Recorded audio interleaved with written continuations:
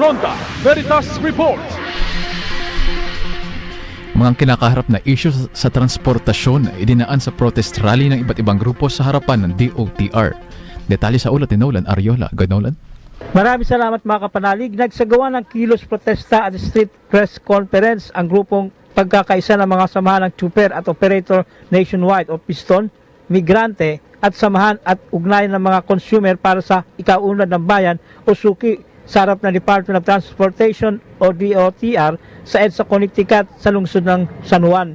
Panawagan ng grupo na itigil ang pagsasapribado ng Ninoy Aquino International Airport o NAIA, pagbasura sa traditional jeepney, monopolyo at korupsyon umano sa transportasyon.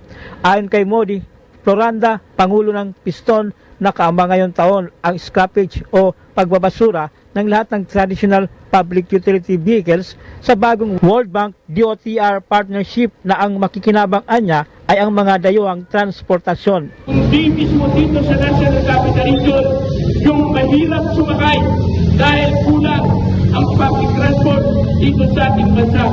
Kaya ang sinasabi natin ay napapanahon na talagang ibasura ang bungo sa tumat na modernization program nito na dapat payagan na ang mga operator na makapag-renew ng kanilang prangkisa, hindi lamang ang PA. Dahil ang PA po ay temporary permit to operate lamang. Ang kailangan namin ay ibalik sa 5 taon ang aming mga prangkisa para hindi nagkakaroon ng agam-agam ang mga operator. Ang sinasabi ng gobyerno, kailangan magpalitan ang ating mga sasakyan. Pero bakit ayaw nilang tulungan ang usapin ng rehabilitation?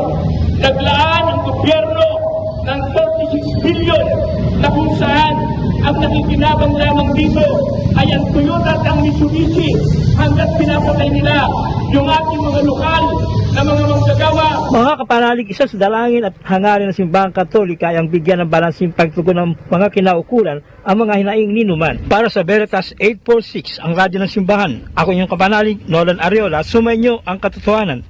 Ronda Veritas Report. Kung tayo